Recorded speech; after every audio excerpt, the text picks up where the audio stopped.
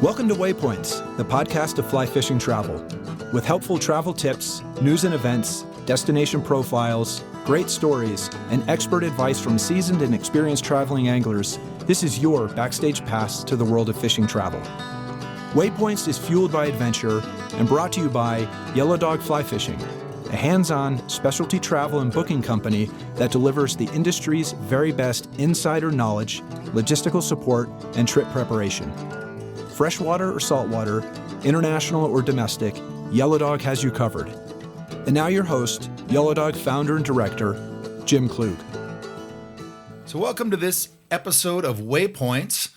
One issue that comes up all the time in the world of fly fishing travel and destination angling is that of trip insurance coverage. What exactly is the value of trip insurance? How does it work? What specifically does it cover? And is it honestly worth the cost? We know that trip packages and travel in general can be expensive. And how do you best protect yourself against the unexpected when it comes to trip interruptions, problems, cancellation, or accidents? Joining me today to discuss this topic is Kimberly Franke, the owner and founder of Montana-based Kanna Travel.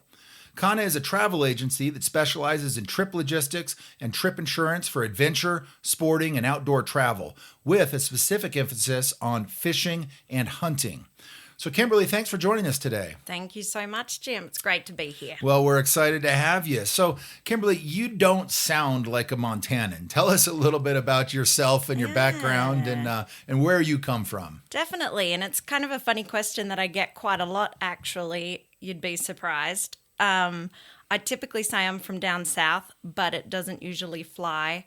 I'm originally born and raised in Western Australia, and that's where my whole family lives. WA all the way. And it's kind of interesting because actually I was thinking about this the other day. Ian Davis, when I first started working at Yellow Dog, right, I actually had to take and collect credit card information from clients and pretty sensitive personal information. So, legal name, date of birth, that type of thing. I had a guy call me back to book some flights, and he actually wanted me to verify my employment before he would give me his credit card number, even though I was the one that left him the message. I was like, oh, yeah, man. He wanted to make sure you weren't some troll sitting in Russia just, collecting credit card data. That's good. So Ian had to call him back and say, nope, she's located in Bozeman. She does work for Yellow Dog. Doesn't sound like it, but she's in Montana. Yeah, exactly. That's perfect. Well, You're the owner of Kanna Travel Services. Tell me about the name and what Kanna means. Yeah, it's kind of interesting. We get a lot of calls every day. Obviously, we have to answer the phone and say Kanna Travel Services, and it's a bit hard to wrap your mouth around, but there is a meaning behind it. We actually took it. It's the Icelandic word for explore.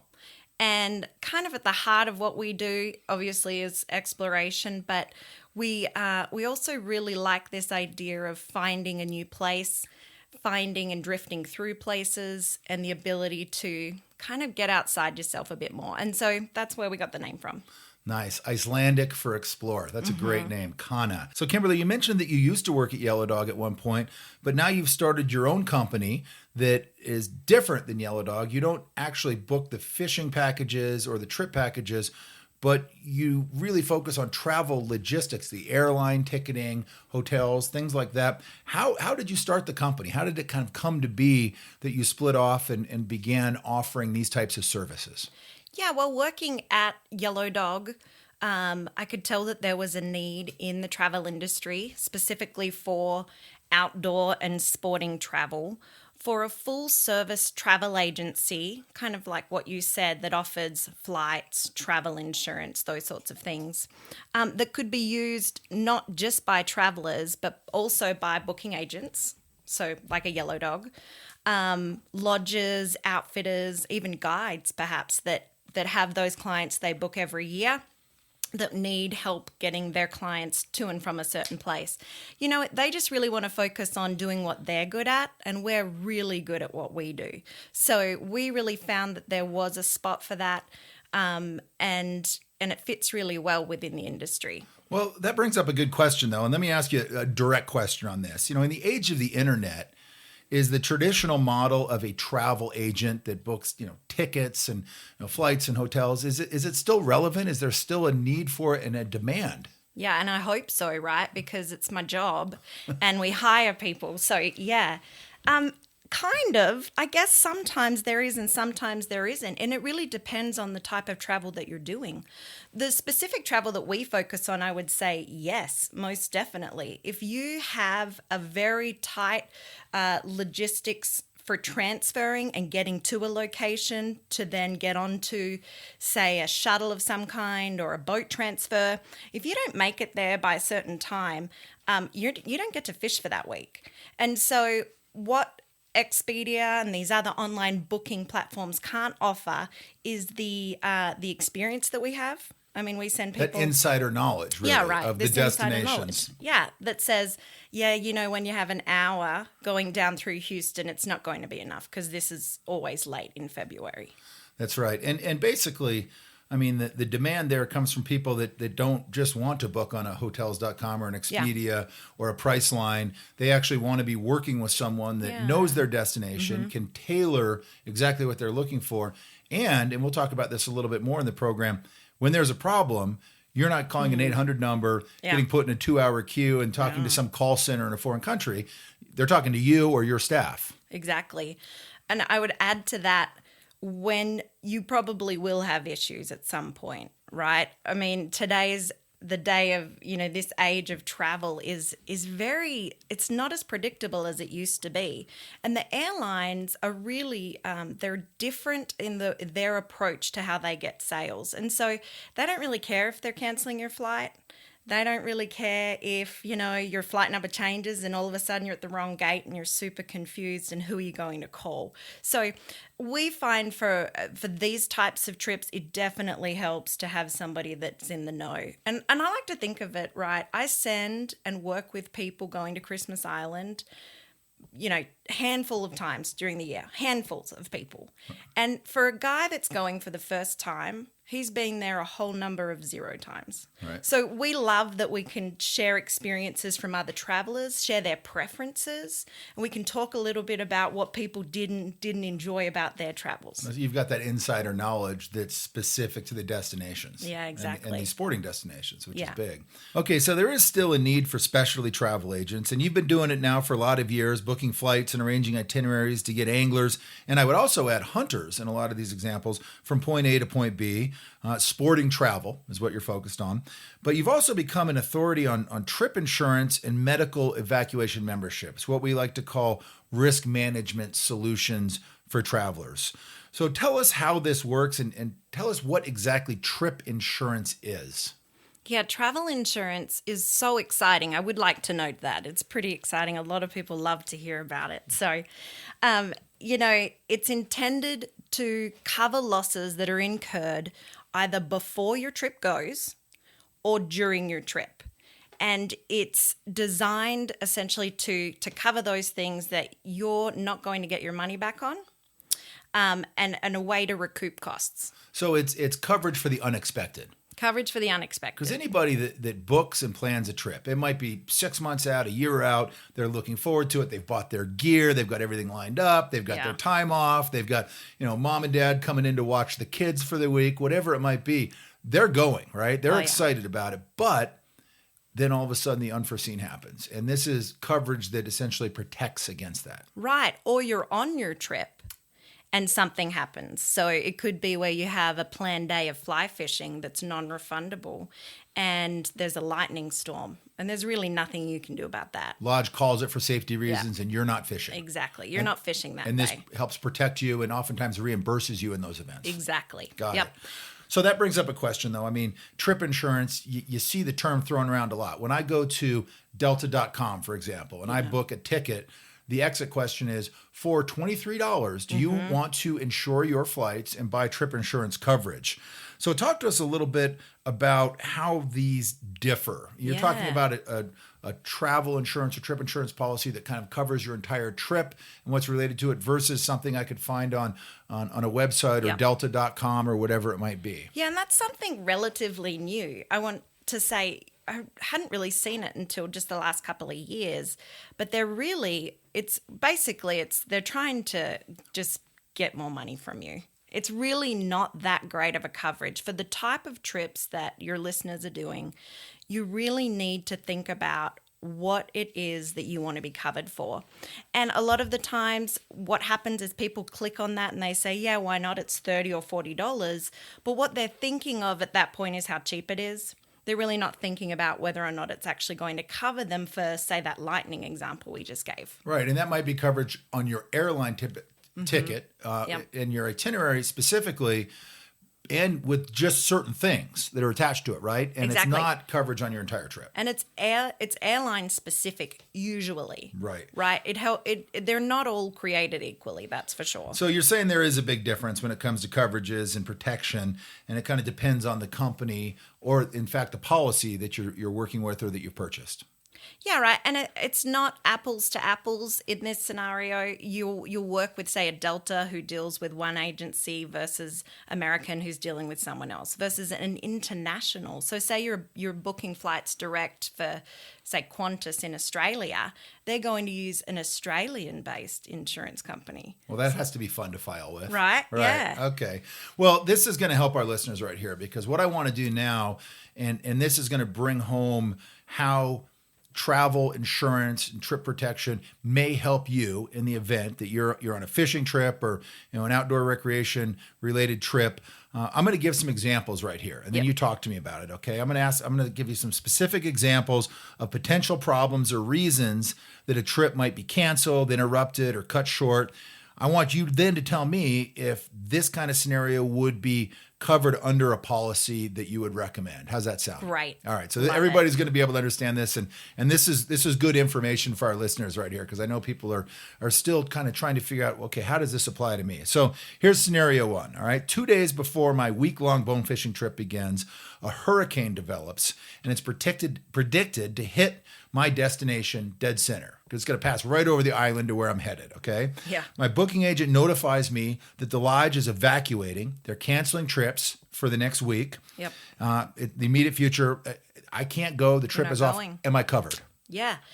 Yeah, in short, yes, you are covered. If you have a comprehensive travel insurance policy and it's purchased before the actual named storm, you know how they name those storms, hurricanes. Right. Yeah. So you can't buy it after the fact and say, I need it to cover for this one. Starting tomorrow. Exactly, right. Starting tomorrow, please.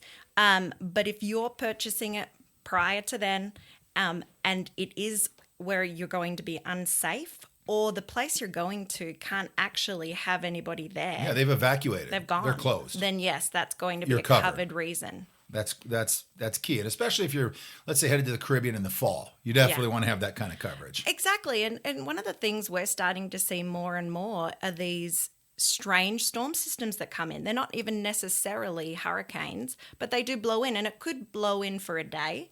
Right? We've seen that happen in destinations where it'll come in for the day and tomorrow you're out there fishing again. But you've lost a day. a day. Right. All right. So scenario number 2. Here we go. So I book a trip to Alaska. I pay the full invoice. All right. That's already taken care of. I buy my plane tickets. My trip is set. 1 month prior to the day I'm supposed to arrive, the lodge burns down. Yes. And they have to cancel their entire season. Am I covered? It's probably some type of a lodgepole pine place that's like dry. Well, I bring that up. We actually just had that happen with a lodge in Alaska this summer. That's right. If I had this comprehensive policy, am I covered on that? Yeah, exactly. And you would be covered, in short. One of the nice things about having the insurance is that you don't have to follow up with the lodge owner to get your money back. That's right. Obviously, and I would say we find this a lot in the fly fishing and hunting industries, that everybody really wants to do everybody by the right way. Yeah. They really do. But this puts you in a position where you can get that money back in your pocket to make another decision with where you want to put your money. Go somewhere else. Right? Versus the money sitting with somebody, or the money being in a place where you have to use it in the future at some point. A credit. Instead of a credit at that lodge, you get fully reimbursed for your costs lodge package, flights, you're covered. Yeah, because what if you change your mind and you decide actually you don't want to go to Alaska next year? That's right. You've got that money to spend then. Okay. So scenario number 3. All right. Here's a totally different one. 3 days before I leave for a trip, my child has an accident that requires hospitalization. Okay. I obviously have to stay home to take care of this. You can't be the person that's like, okay, bye, I'm going fishing. My you could be, but son, it wouldn't work well. Wouldn't work well. Wouldn't go well. So I can't make the trip happen. I have to cancel 3 days ahead of time. Yeah. Am I covered? You are covered. It's a great example. And a lot of our travelers are at a place where they either have children at home still or they have elderly parents or both. And so this could kind of go either way, where it's an elderly parent that hurts themselves and you need to be there to help them as well. A lot of the trips we see are these guys that are traveling together. We see a lot of women traveling together too, but it's usually friends that are going to places. And it's kind of puts you in a funny position if you have to cancel on a friend. But if I'd go one step further, if that friend also has travel insurance, that is a covered reason for the friend to cancel. Wow. I didn't know that. Yeah, that's exactly. Pretty big. And that's kind of a big deal. We have a lot of guys that have kids or elderly parents and these things come up. Well, and one thing we hear all the time when we initially talk about travel insurance, people immediately say, I'm not going to spend the money on that because I'm going no matter what. Yeah. But again, you're not going no matter what, because if something happens with a family member or something, and it's always the unexpected. Just the other day I talked to somebody whose son, broke his ankle in Little League, literally right before his trip. Now he can't go. Yeah. So that's, and we've had father and sons going on trips, right? And it's not like the father's going to go without the son. That's kind of a bit of a jerk move. All right, so that one's covered. So here's scenario number 4. So halfway through a week-long trip to Chile, a family member tragically passes away. You mentioned like elderly parents. So I obviously need to cut my trip short and go home immediately to take care of this. Yeah. Am I covered? Yeah, exactly. And this is a scenario we unfortunately see. It's a really difficult situation to be in where this person has to get home and all of a sudden they're wondering, well, what's going to happen with the rest of my trip package? How am I going to get that money back? Because it's usually probably a lot of money. They don't have to think of that. There is that peace of mind as well that comes with the travel insurance, which, people do say, and it sounds a little strange, but it's true. It comes with this additional peace of mind that you have.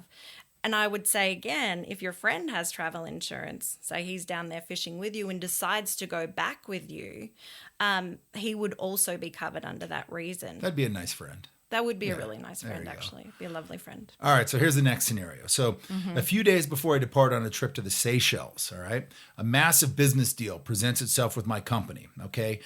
I can't leave. Yep. I didn't see it coming, but I have to cancel the trip for business purposes. Yeah. Am I covered? Yeah. Depends. Okay. That's a bit more of that's a little bit different. It depends on the state you live in. Okay. Because some states do not have cancel for work reasons. However, most states do, and I would say most of the time you would be covered. It's definitely worth asking though. If you own a company or hold a position in a company and during this time of the year something might come up, or perhaps if it does come up that you're the person that has to take care of it, it's a good idea to ask that question, because I guarantee you the lodge is probably not going to let you. So the answer, right? One. So the answer on that is it depends on what state you are and what type of coverage, but very much an important question to ask. I would definitely ask that one. And in the event that you're from a state that doesn't cover this, there is another thing called cancel for any reason. It's a little bit more expensive. It can be added on to any insurance policy. But again, if you don't ask the question, you really wouldn't know. I've had a guy actually that was going on a trip to the Bahamas, and he was planning the trip ahead of time, and he said, if my baseball team goes to the World Series, I'm actually going to have to pull the plug on this trip. And he wasn't playing on the team. He's just a fan. He's just a fan. Okay. He's not playing on the team. He's nobody involved with the team. And so, thankfully we had that conversation up front. I don't think he had to cancel the trip, but it was a good thing to ask. He was like a Mets fan or something. Yeah, like there was zero chance. like that. Yeah. Okay, I gotcha. Yeah, All right, exactly. so next scenario. The night before I fly out on my international trip, someone breaks into my car and steals my passport, my wallet, my ID. I'm supposed to fly out the next morning, and now I have nothing to travel with. I can't even get on an airplane. No, you can't. Am I covered? This happens actually quite a bit. This comes up quite a bit, and you are covered. Definitely, if you're going to be doing that, perhaps put those things on your person whenever you're leaving your vehicle. But as long as you have a police report, that actually would be covered. And say you were supposed to fly out tomorrow and you had to then make changes to your actual flights, or say, sometimes they can do an expedited passport. So say the lodge works something out and they say, yeah, come down in 3 days and you can do your trip then. Oh, great. Well, you still probably have to change your flights, those sorts of things. You have to get an accommodation. There are additional costs that are incurred when there are these unforeseen circumstances. And those are also, they have coverage under insurance. Okay, so that's covered. That's good Yeah. to know. So last scenario, all right? So all week long, the stock market has just been in the tank, right? It's getting hit hard. I'm concerned that my stock portfolio is suffering, and now I'm unsure if I should have spent the money in the first place. I'm getting spooked. I'm getting a little conservative all of a sudden. I'm supposed to go to the Bahamas. I've spent a bunch of money on this package. It starts in 2 weeks. Yeah. And now I'm watching this go down. Am I covered if I just cancel it? If you have that cancel for any reason, you could decide that the sun isn't shining the right way and not go on the trip. You have to cancel it within so many days of the departure date, and there is a certain amount that's reimbursed. But yes, that could be a covered reason under the insurance. All right. Well, that's great information. Hopefully that was helpful for our listeners. I'm sure it was. Yes. So we've talked about the kinds of scenarios that may be covered or not covered. Now, here's a question that we get all the time. I have a week-long trip planned. The lodge package, airline tickets, and other costs associated with my trip, all of that's out there. What will protecting this entire investment with an insurance policy actually cost me? Yeah, it's a great question because we talked a little bit before about comparing apples and oranges, and really you are. When you're working with a service similar to ours, what we're going to find out is where you're going. We're going to find out how long you're going for, and we use that to then tailor kind of the best insurance product for it. Usually you can anticipate between 4 to 8% of whatever you're insuring to be the premium cost for your insurance. Okay. And obviously, if you're older, it's a little bit more. It does change depending on the state that you're in, and it depends on how long you're traveling for. So if it's a week trip, it's probably not going to cost as much as if it was, say, 30 days. So let's say it's a $10,000 Seychelles trip. This package might cost me anywhere from $400 to $800, depending on how old I am, what state I live in, and what extent of coverage I want. But that's ballpark for a good, comprehensive trip insurance policy that'll cover a lot of these eventualities we just talked about. Yeah, and also I would note that it's not just for American residents. So you don't just have to reside in the US to be able to get this type of coverage. You could be, Seychelles is a good example. You get a lot of people from Europe that travel there. Cuba's another example. We have a lot of Europeans that travel there, and they can also obtain this type of travel insurance. Well, that's good to know. One of the things that we talk about a lot at Yellow Dog, and when people ask us, they say, well, should I do it? Is it worth the $500, $600, whatever it might be? What I always tell them is, look, get the coverage, you'll spend the money, and you'll probably never use the policy. Hopefully, in all likelihood, you won't need it. But if you do need it, it will hands down be the best investment you've ever made because you're made whole on everything. Yeah. And while, you're bummed about not being able to do your trip or not finish your trip, at least financially you're made whole. Exactly. It's good to remind yourself too, right? Have a little conversation with yourself about what would you actually be out of pocket for, if this trip didn't go down. And when you think about it, it's more than just the actual trip cost itself. It's things like vacation time. It's things like, the time that you've invested into getting the gear, the money for the gear, like all these additional things that you've put into. So people do get really disappointed when these things happen. And one of the saving graces can be this travel insurance. So, one scenario we get all the time at Yellow Dog, Kimberly, is that people will call up 3 or 4 days before their trip. They were going, but something out of the blue happened, and now they've had to cancel. And their question for us is, well, what can you do for me? Yeah. And we want to help. We want to do everything we can. But, the lodge has already sold the spots. They are banking on the fact that the customer is going to be there, and Yeah, and the money's best guide, the peak days. That's right. The guides have been right? reserved. Yeah. They have to be paid. Yeah, exactly.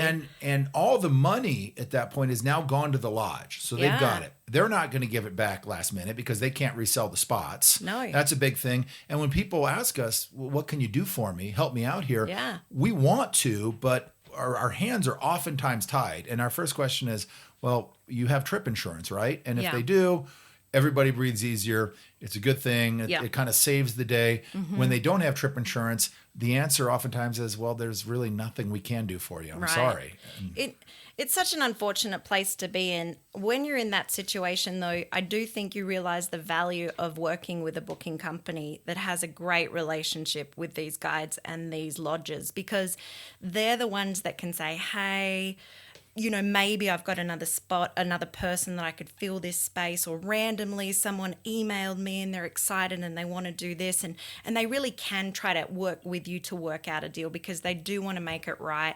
Travel insurance, like you said, it just makes everybody breathe a little bit easier because it's these conversations that we already know you don't have to have, That's right? And I think about the guides in Belize, right, and just fishing down there. They've already paid for their kids to be in school. You know, they've already paid that money already, right? They're counting on that work day. They're counting on that work day. They can't give the money back. Exactly. And you think about those places like Alaska as well, where it's such a short season.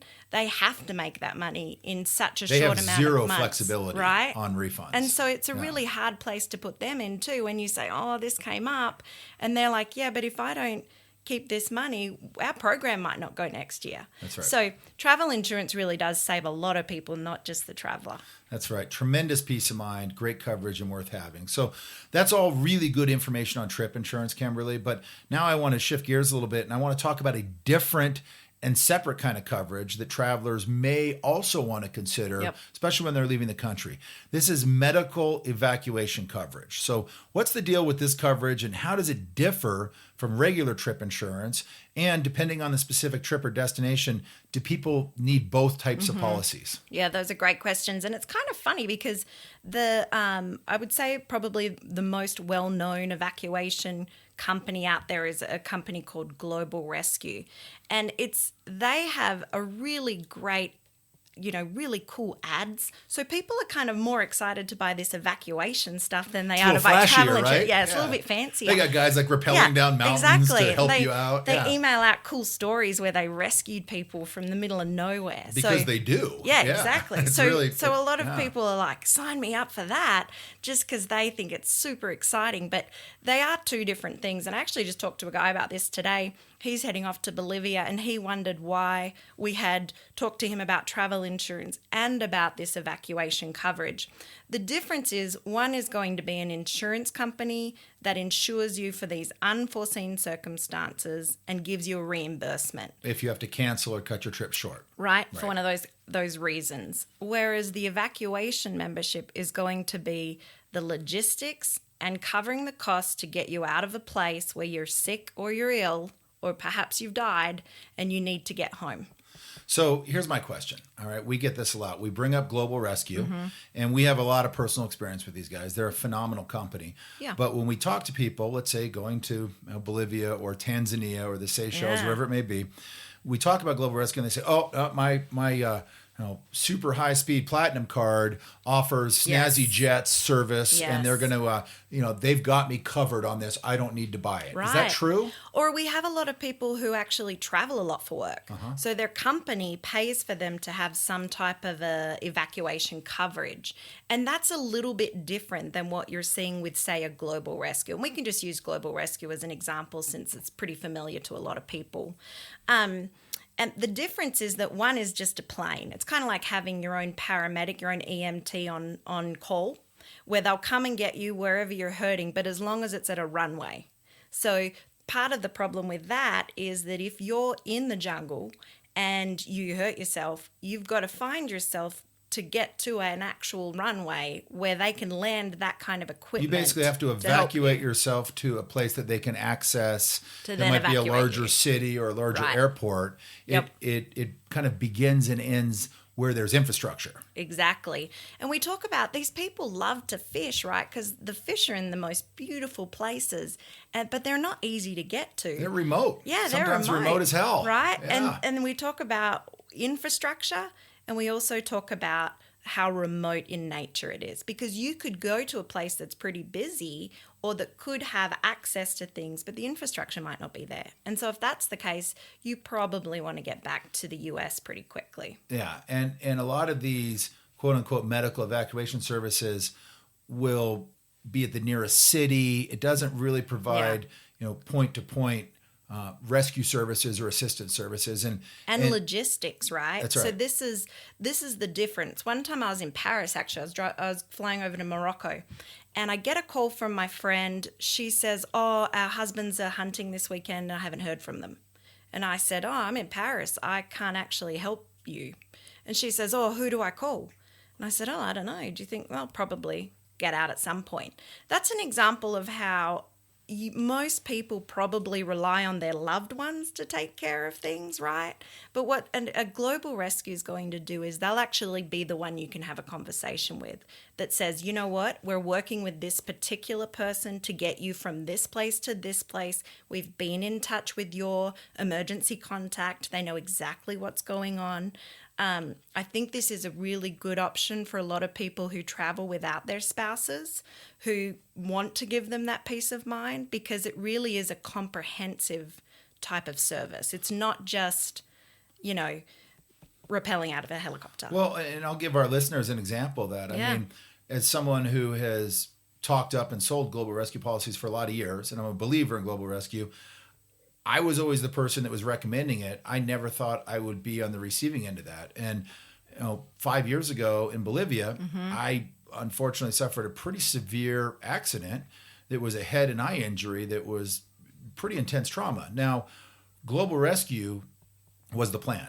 And they literally, from the moment it happened, we weren't even at the lodge. We were up camping about 8 miles up a river or something. Yeah, it was getting dark.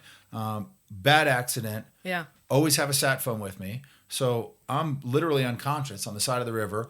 My buddy has the sat phone. He's already called Global Rescue. They've patched him through to someone, I think at Johns Hopkins, who's telling him how to deal with this initial trauma and to deal with the initial situation. And all of a sudden, everything goes into place. They're working on the evacuation from the jungle grass airstrip. They're getting a plane flown in there with a paramedic, flying back to Santa Cruz. Now, Santa Cruz, Bolivia is a nice little city, but I don't want to be there for head trauma, right? No. So as soon as I got there, they've arranged a flight down to get me from Santa Cruz up to Miami. Meanwhile, they're talking to my wife, to my family, making sure everything's fine. They actually brought her out to meet me when I got back to Miami. All of this took place. I was about as remote as you can get. They got me out. They got me back to the States. They got me the best care possible. They got me to the hospital where I got the care. And that was the plan. And without that, I probably, would have lost vision in at least one of my eyes. We get to look at your beautiful baby blues all right. day now. It's amazing, though. It's kind of interesting, too, because could you have imagined trying to figure that out yourself in that situation? No chance. Well, Zero chance. Because you said you're actually unconscious, right? Well, yeah. You weren't even with it. We were so far out in the jungle that just getting back to Santa Cruz, and we talked a moment ago about some of these services would have said, sure, get to Santa Cruz, and then we'll help you get home. Mm-hmm. But just getting to Santa Cruz was a monumental effort, and they made it happen. From literally the point that the accident happened, the evac began there, and they had a plan every step of the way. And it doesn't even have to be as exotic as Bolivia. That's right. It could be Bob Marshall Wilderness here in Montana. It could be at parts of Alaska. And I think actually their terms are if it's more than like 150 miles away from where you live. So it's 100 miles from your residence. 100 miles. That's when it kicks in. It kicks in. Well, I have a lot of guys too where I say, actually, are your kids going off to summer camp this year? It's probably going to be 100 miles from home. I would probably recommend getting it for your whole family. Another reason is that they actually offer, and you're more likely going to see this, right? Who hasn't been to, Belize, and you get a sore tummy all of a sudden, your tummy doesn't feel good, or your eyes itchy, and you think, oh gosh. Too many Bellicans. Yeah. What's going on? Did I get food poisoning? Do I have a gastro thing? Maybe I'm just dehydrated. Massive tapeworm. Yeah, exactly. What's going on? And am I going to have to cancel this trip I just got here? And you can call them and they'll actually talk to you about what's going on. They can help you. They can monitor you. So they could say, hey, why don't you go sit down, have some water? We'll call back in 2 hours and check in on you. It's a pretty phenomenal company. I had a chance to visit their headquarters this year up in New Hampshire, and it is a command post. I mean, it's almost like a military type establishment where they've got the screens up everywhere, and they've got their specialists, and they've got their security guys. I mean, they're the real deal. They take it very seriously, and they take people's care and questions seriously. So if I have a client that calls in that I can't answer a question for, I'm happy to send it off to them, and they'll call and spend the time with people. They're also, they have a call center that's around the clock because they have an office in Manila. Yeah. So whenever they're not here in the United States answering phone calls, they're answering them. And it's their actual headquarters there as well. 24/7. 24/7. So what's we're talking about global rescue. Yeah, we're talking about global rescue. Use this as an example. What's the cost of a global rescue membership? Because I know you can buy it for like a 10-day trip, or you can buy an annual membership. You can buy a family membership. Is it an affordable type deal? You know, for what you're getting and for that additional peace of mind, it certainly is. A 7-day membership for one person can run you around $119. So it's really inexpensive. Yeah, that's the cost of a fly line. Right? There. Yeah, exactly. Yeah. And you're happy to do that. Yeah. You're happy to spend that money. You know, when I have these guys as well that travel in these places with their friends or women, I have been in a position where I got really sick on my own when I was traveling by myself, and having that type of a service would have been huge. Yeah. It is. All right. So one more time, just to make sure all of our listeners are crystal clear on this. Tell us the difference between regular trip insurance and trip coverage and a Medevac membership such as Global Rescue. Yeah. And I will just quickly say that a lot of the time you will see the same words used in all of these cases. So whether it's credit card insurance, flight insurance, or perhaps travel insurance, or this emergency evacuation coverage, they'll all say to some point that they have an emergency evacuation component to it. It's just that the description of what that is and what it actually entails differs quite a bit. And where it starts differs. Exactly right, and where it kicks in. And so travel insurance is going to be there for you in the event. It's primarily a trip interruption and trip cancellation coverage to cover you for these out-of-pocket costs when these issues arise. And then an example is that Global Rescue is going to be the hands-on field rescue from the point of injury or illness back to the home hospital of your choice. Great answer, and thank you for describing those two things. And one thing I would also note is that a lot of our more exotic destinations, like Brazil and the Seychelles, Tanzania, Gabon, India, are operations that we partner with over there, and where we book our clients, they actually require this evacuation insurance. You have to have it because that's their plan as well. Exactly. They're counting on a company like Global Rescue to help out in the event that there is an accident or an emergency. And I tell people, you know, so say you're going to one of these places and they haven't required it. When you're checking in with your guide, just say, hey, just so you know, if something happens to me, I actually have this coverage. And all you need to do is call this number if it comes up. A lot of the lodges nowadays have heard about this type of service, so they're very familiar with it. People don't have to worry about that necessarily. Yeah, but that's great advice for the traveler who's arriving at a lodge to share that information, the call-in number, their policy number with the lodge on day one. That's great advice. Or tell your friend, right? Normally, if something's going to happen to you, it's probably not going to happen to your friend as well. Just say to the mate that you're fishing with, hey, I have this. If such and such happens... this is who you need to call. Well, again, that's exactly how my deal in Bolivia went down. And it was my buddy there who was all of a sudden in charge and taking care of things. Ugh. Yeah. So that's interesting. So as we draw things to a close here today, Kimberly, I want to ask you once again, okay, in the age of the internet and huge platforms like Expedia and Hotels.com and Priceline, why should anyone use a specialty travel agent for airlines and hotels and logistics? Why should someone call Kanna Travel? And what value does someone like yourself provide that the huge internet platforms can't? Yeah, exactly. And I would say to that, it's not for every situation. If you're just taking a trip down to visit your grandma in Florida and you're going to take the kids down for spring break, might be a little bit of an overkill to work with someone on those sorts of trip logistics.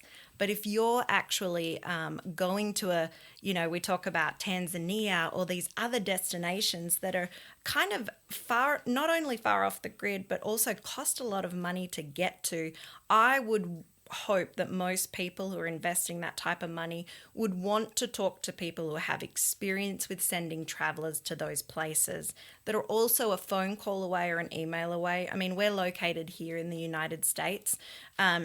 And so you have any questions, you can call us, you can have my cell phone number, and you're calling us right away. And you know who you're talking to. Exactly. Because nothing is more frustrating. You might not understand me, but you know who you're talking to. Oh, people get used to it pretty quickly, actually. Yeah. But, everyone loves a cheap airline ticket, right? Everyone likes an internet deal. We do. We love cheap deals. But when you need to change it or you have a problem, good luck getting someone on the phone that can help you with that. That can help you with that, which again doesn't necessarily matter if it's a $300 ticket to Florida. Right. You can kind of cut your losses on that one. You get a little grumpy about it, but you'll get over it pretty quick. But if it's a $3,000 trip or a $30,000 ticket, you're going to be pretty miffed if that happens. And one of the things that the benefits of working with an agent is that we have more buying power. So we're actually able to get a lot of the time, we get those change fees waived if you have to make changes. So what does happen, right, if you're actually working with an outfitter on this really exciting trip and he calls and says,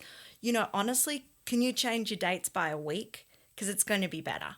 And you say, well, hang on, I've got to call Expedia and see if I can change that ticket, right? Yeah, good luck. Yeah, exactly. Yeah. You can contact us. We can go in there and look at the information. We can get you quotes right away. And you're talking to a real person and someone that you know. And exactly. that's an incredible value right there, especially in this day and age. Yeah, and we send people to these places every single day. So we have a lot of great tips to share. It's very personalized. It's this in-depth. So while you might think up front it's a bit cheaper to do it with Expedia, a lot of these trips actually, it doesn't cost anything extra to work with a professional. There you go. Good advice there from Kimberly of Kanna Travel. So give me 3 quick and final takeaways, Kimberly, 3 key pieces of advice for the traveling angler when it comes to trip insurance policies, medevac coverage, and protecting your trip investment. Yeah, I would say these are the biggest things that come up all the time. Know what your cancellation policy is and your payment policy.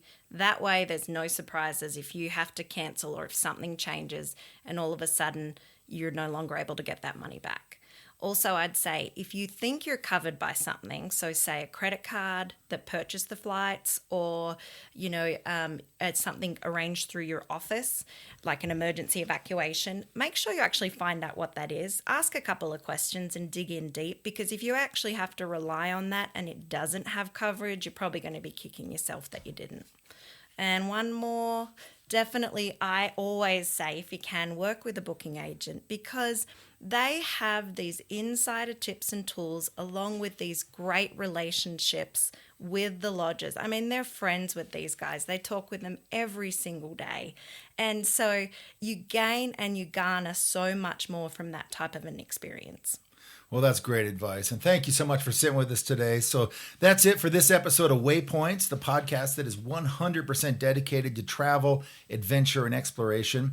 Be sure to visit yellowdogflyfishing.com to plan and research your next fishing trip and to sign up for newsletters and notifications of new podcast episodes delivered right to your inbox. You can also download the latest Yellow Dog catalog, check out the travel blog, and sign up for insider deals and specials. Be sure to join us on our next episode of Waypoints, and remember, no matter where you go or what you're doing, no one ever regretted a life of adventure. This has been another episode of Waypoints, the podcast of fly fishing travel and adventure angling.